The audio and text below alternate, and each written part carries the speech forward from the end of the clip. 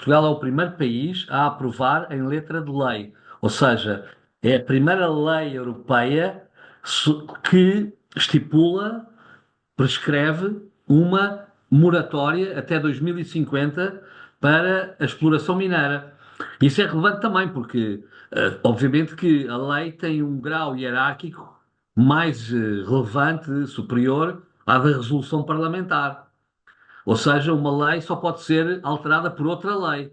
E é neste sentido que eu tenho orgulho, como português, em constatar que Portugal, de facto, é o primeiro da Europa e julgo que, não sei se será, em termos de lei de Parlamento, o primeiro ou um dos primeiros do mundo. Portugal está neste momento numa crise política, vai haver eleições. Eu neste momento tenho a certeza que o próximo governo não vai poder mudar, seja ele qual for, que resulte do ato eleitoral, não vai poder mudar a posição do país relativamente à moratória para a mineração submarina, porque ela só pode ser alterada por lei do Parlamento.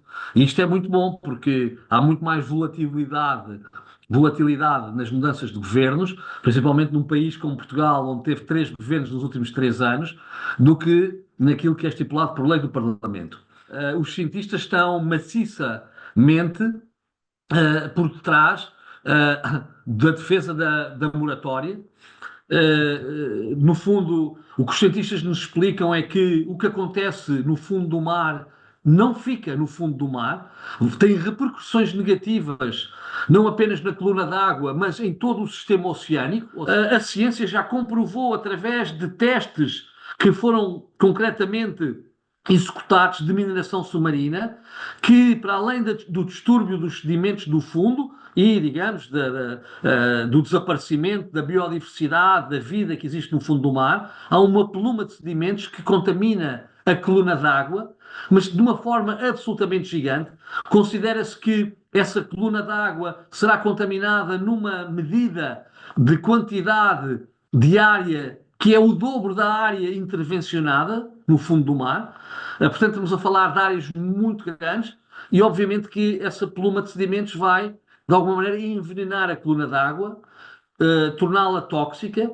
E o que é que acontece na coluna d'água? Bom, na coluna d'água não só acontecem todas as trocas necessárias ao oceano manter a bomba de produção de oxigênio, de produção de água potável, de absorção de gases, de reciclagem de gases, mas é onde vivem os estoques pesqueiros que nós utilizamos para a nossa segurança alimentar.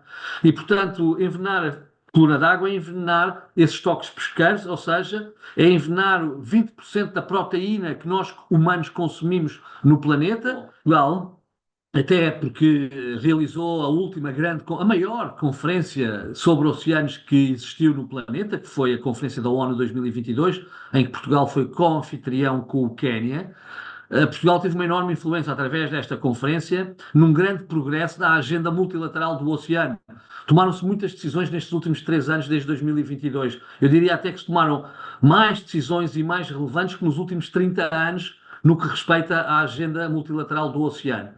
E Portugal tem sido, portanto, reconhecido como um líder internacional nos temas do oceano, e é nesse sentido que esta posição tomada pode permitir a Portugal reforçar a sua característica de líder internacional na agenda do oceano e levá-lo a estabelecer com outros países as decisões semelhantes.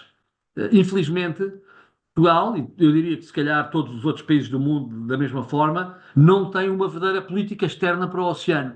Nós somos destituídos dessa política externa.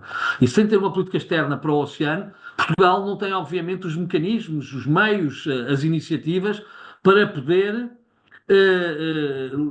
levar e influenciar estas decisões a outros Estados-membros. Poderia pensar que, se Portugal tivesse essa política externa, começasse imediatamente, no dia seguinte, por exemplo, a procurar influenciar os outros Estados de língua portuguesa, que fazem parte da CPLP, por exemplo, a adotarem medidas semelhantes nos seus parlamentos. Mas, infelizmente, não estamos ainda nesse nível de governação.